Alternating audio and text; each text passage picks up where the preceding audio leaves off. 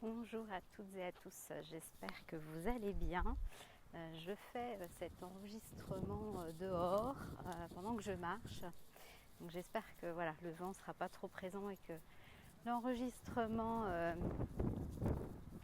sera un minimum audible. Voilà, ça fait déjà plus d'une demi-heure que je marche et que j'ai déjà un paquet d'informations qui redescendent et que comme j'ai pas branché le microphone, forcément je ne peux pas les partager. Nous sommes jeudi 19 septembre 2024. Comme certains le savent déjà, hier il y avait, si on peut appeler ça une conférence sur reconnaître son unicité sur Renaissance TV. Et j'étais très, frustrée par les partages que j'ai faits moi-même en me disant que finalement tout ce que moi j'avais reçu quelques heures avant finalement n'avait pas vraiment été partagé lors de cette conférence. Et voilà, nous étions en pleine début de pleine lune, tout ça avec des grosses énergies, et donc entre ça plus moi qui étais full on va dire connectée toute la journée d'hier, forcément cette nuit j'ai passé ma nuit à converser, on va dire ça comme ça, et à recevoir des enseignements, des réflexions, etc. Et donc une partie de mes frustrations c'était finalement le fait de ne pas pouvoir donner de conseils tangibles sur certaines choses. Et là, on me disait, mais évidemment que tu ne peux pas donner de conseils à la masse puisque tu es l'empêcheuse de tourner en rond. Donc, une empêcheuse de tourner en rond qui donc sort de la masse et donc qui sort des conseils de masse qui ne s'appliquent qu'à très peu de personnes au final, puisque l'objet notamment de la conférence et de mon parcours, c'est que nous sommes tous uniques et donc nous avons tous des voies uniques, des chemins uniques. Et donc appliquer des conseils de masse sur votre unicité, ça ne fait que continuer à vous faire tourner en rond sur un autre rond, mais ça continue de vous faire tourner en rond.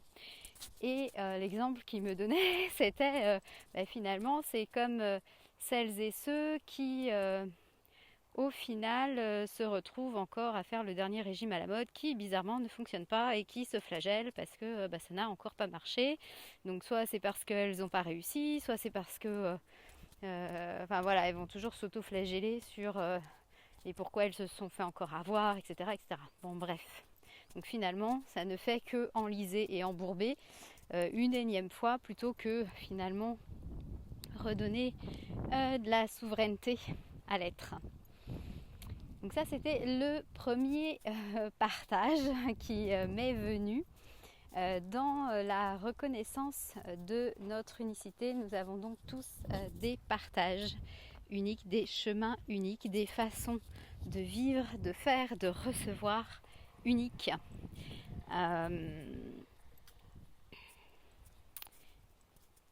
Et donc, il m'était proposé de vous partager un petit peu mon parcours. Parce que c'est vrai que nous sommes dans un domaine, tout ce qui est spirituel, énergétique, dépouillement personnel, déploiement spirituel, etc. Qui, comme beaucoup de secteurs, on va dire, le mot qui me vient, c'est ont beaucoup de brebis galeuses, beaucoup effectivement de choses qui sont faites et qui n'ont rien à voir, ou qui ne fonctionnent pas, ou qui créent des dégâts. Mais nous sommes bien d'accord que c'est dans tous les domaines professionnels, si on peut appeler ça professionnel.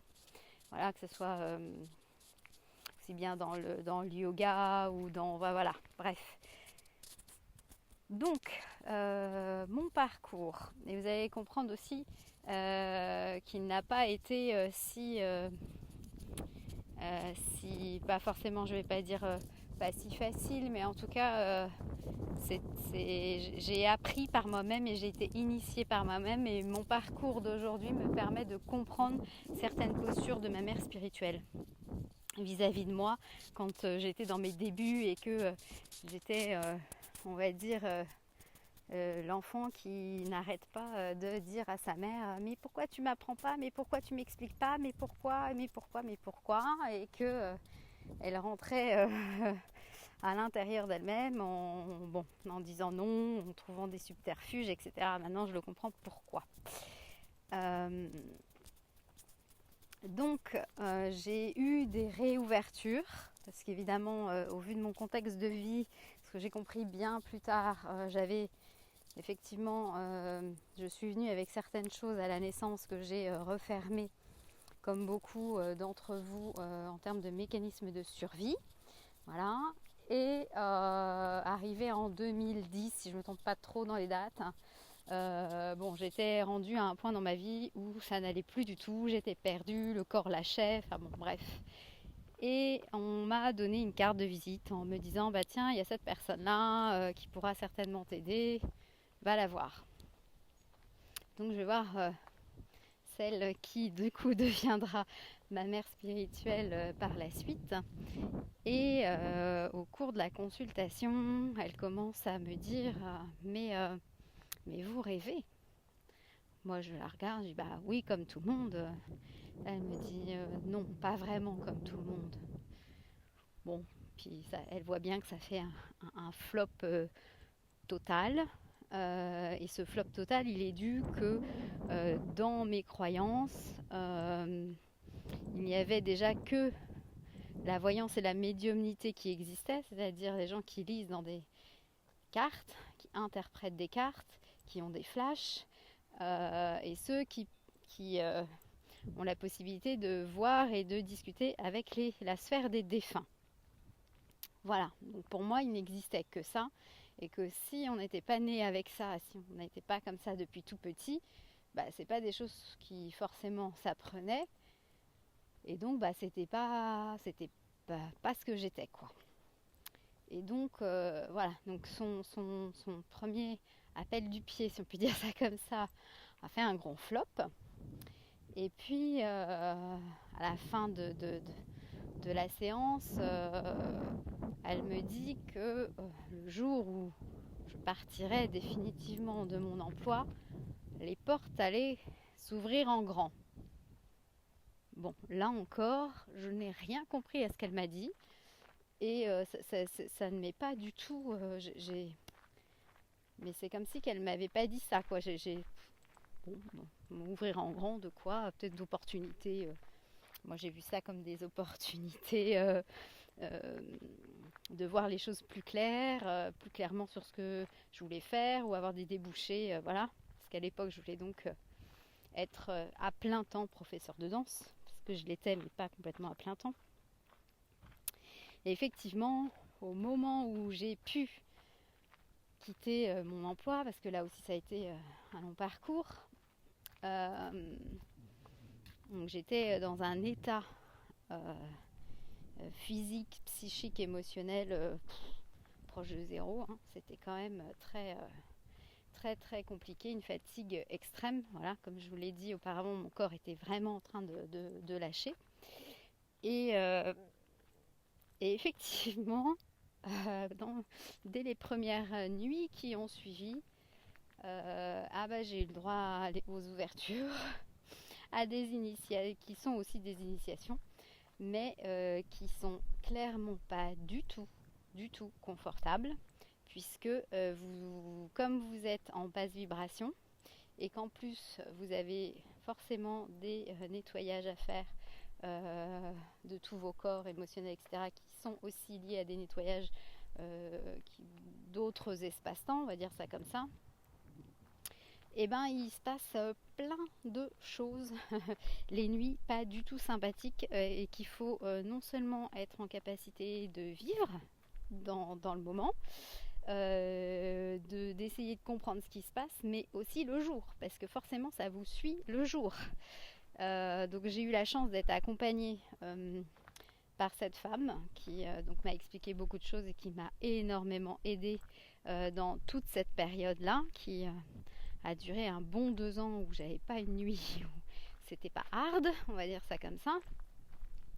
Mais voilà, ça a commencé, mes ouvertures ont commencé par ça. Et si je vous parle de ça, c'est pour toutes les questions aussi qui peuvent être posées de mais comment on fait pour se connecter, comment on fait pour recevoir des initiations, etc. J'en viens que ce n'est pas la personnalité qui choisit, qui décide. Si ça doit être sur votre parcours, ça le sera. Alors être accompagné, c'est plus sympa, on va être clair. Notamment parce que j'en reviens quand parfois vous décidez de faire des choses et que c'est pas prêt, ou que justement vous êtes dans des taux vibratoires. Bon, moi je devais passer par là, ok, c'était mon parcours, mais tout le monde n'a pas le même. Quand vous avez des taux vibratoires bas, vous ne pouvez pas connecter avec des plans de lumière et c'est pas sympathique du tout à vivre. Je le redis dans l'instant, mais par la suite aussi ça inscrit des choses et donc c'est quand même des choses à éviter. Voilà sur un petit peu ce qui a pu se passer au tout départ. Donc par la suite, effectivement, j'ai reçu des transmissions énergétiques dont je ne mesurais pas forcément l'importance par ma mère spirituelle, mais on en revient, ça c'est pas fait avec des mots, c'est pas fait avec des explications, c'est des transmissions de choses qu'elle m'a redonnées en fait, plus exactement, sur qui j'étais.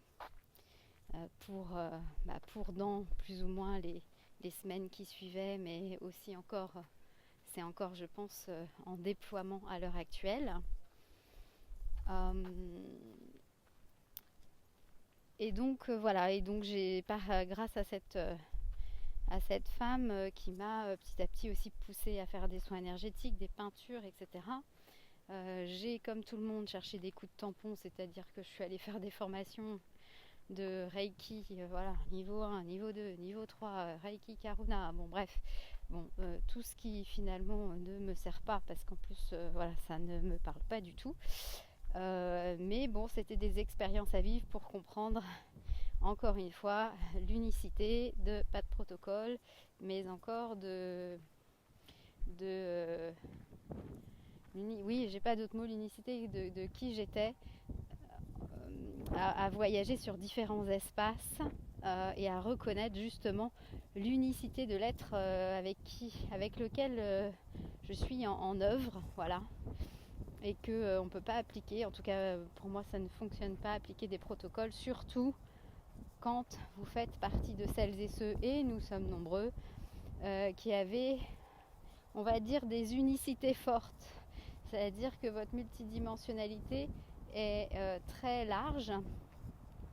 Forcément il y aura toujours un truc qui fera que si on suit un protocole, ça ne vous ira pas, voilà, parce que il y aura ça en trop, ça en moins, ça pas assez, enfin voilà, et ça correspondra pas en plus à l'être que vous êtes dans l'instant et son besoin. Et on ne parle pas encore une fois de la personnalité, on va aller plus en profondeur, chercher les besoins de l'instant pour répondre aux besoins d'une manière multidimensionnelle et pas en superficialité, si ça se dit comme ça.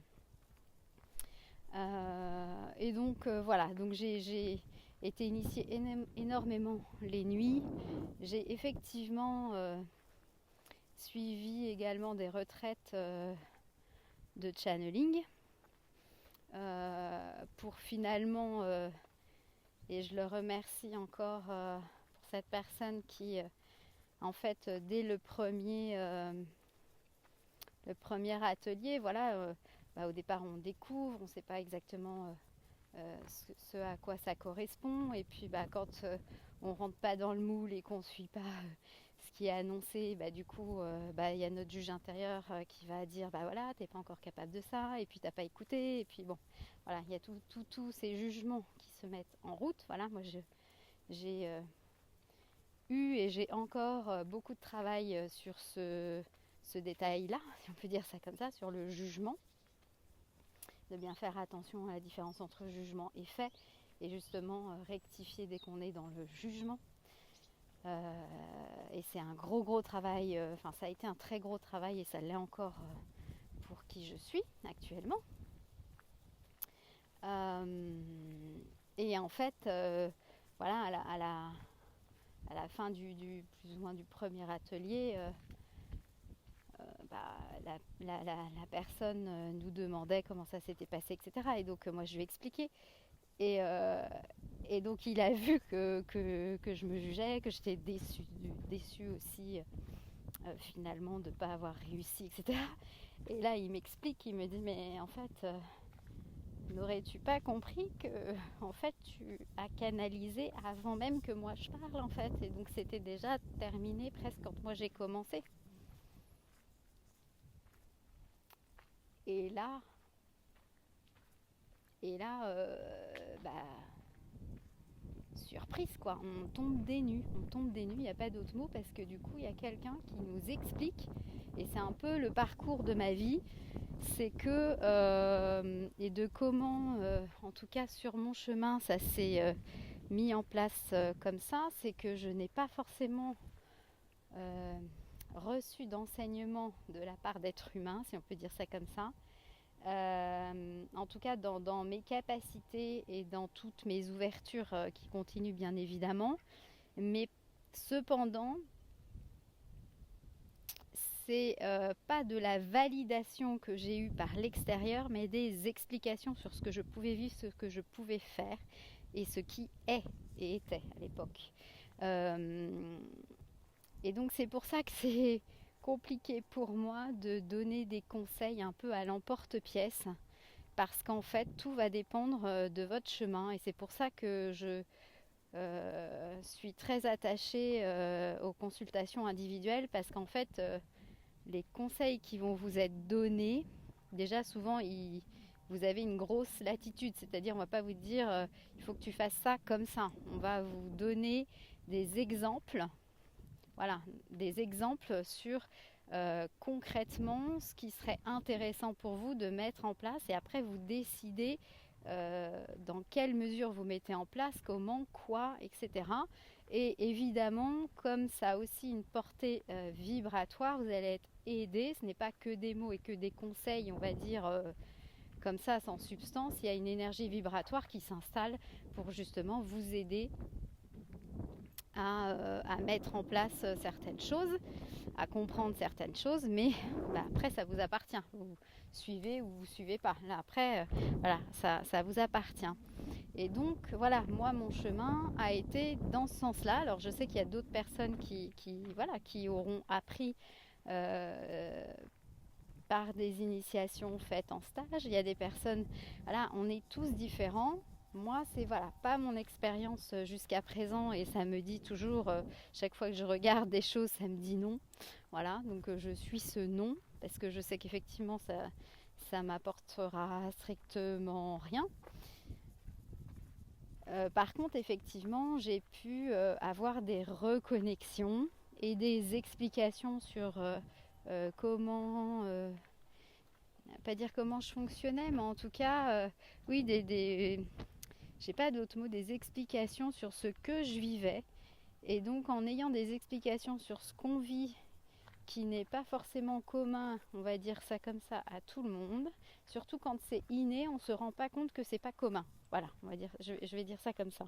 Quand on a des choses qui sont innées, pour nous, tout le monde fait ça, tout simplement. Et du coup, il y a de l'incompréhension de partout, c'est-à-dire que nous, on ne comprend pas que les autres ne soient pas pareils ou ne fassent pas pareil, et inversement, les autres ne comprennent pas de quoi on parle, et vont avoir des fermetures du coup de partout. Et donc, si je peux partager, par exemple, les livres qui, moi, m'ont aidé, mais qui ne sont peut-être pas vos livres à vous, mais en tout cas, si vous avez des lectures qui vous appellent, sachez que parfois, c'est peut-être un paragraphe qui va faire un déclenchement, sachant que quand vous prenez certains livres, en fonction de qui les a écrits, vous avez une portée vibratoire et donc un branchement possible et donc une aide.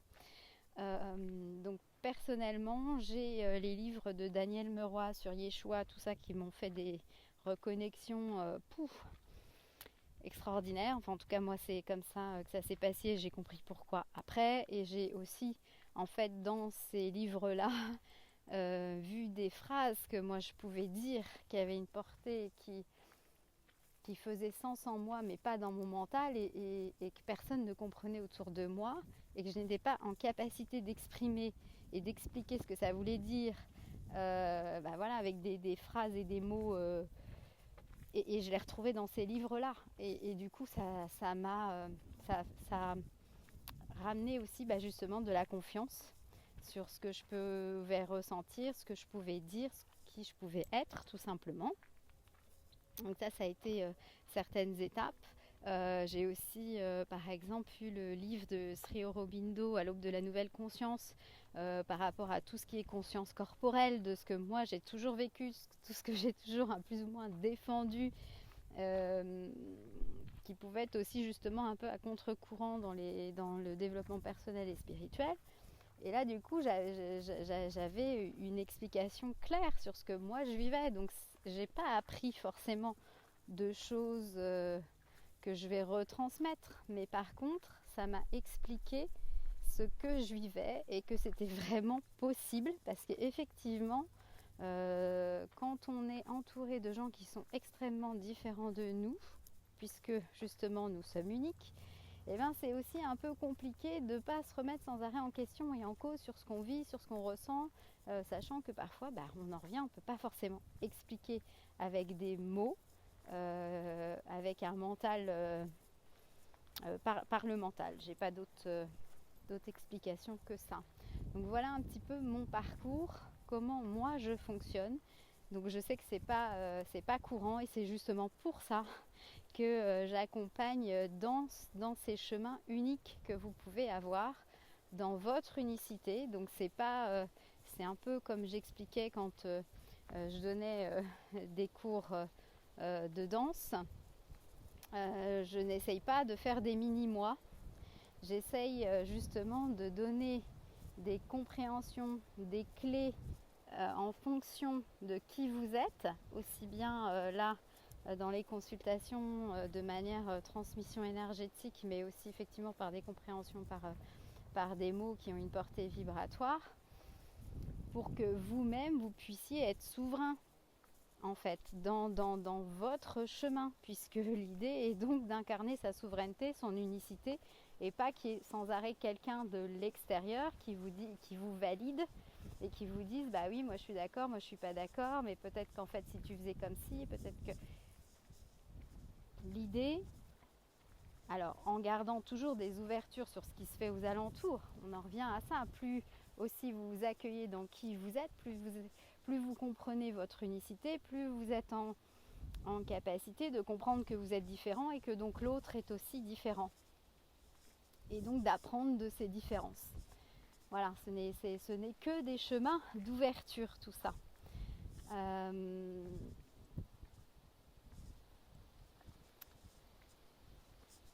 Et dans ces chemins d'ouverture, je ferai un autre partage justement sur ce que j'ai découvert de ce qui pouvait se cacher derrière le mot ouverture, ouvre-toi, qu'on peut recevoir régulièrement. Voilà, je vais m'arrêter là pour ce partage parce que je pense qu'il a déjà duré quelques minutes, donc pour que ça reste digeste. Je vous remercie d'avoir écouté mes partages. Si ça résonne en vous, si vous avez des questions, n'hésitez pas à commenter cet audio. Je vous embrasse très fort. Pour toutes les informations, je vous rappelle, vous pouvez les retrouver sur vanessagrangeon.com et vous pouvez m'écrire à cristaldame@gmail.com. À très bientôt.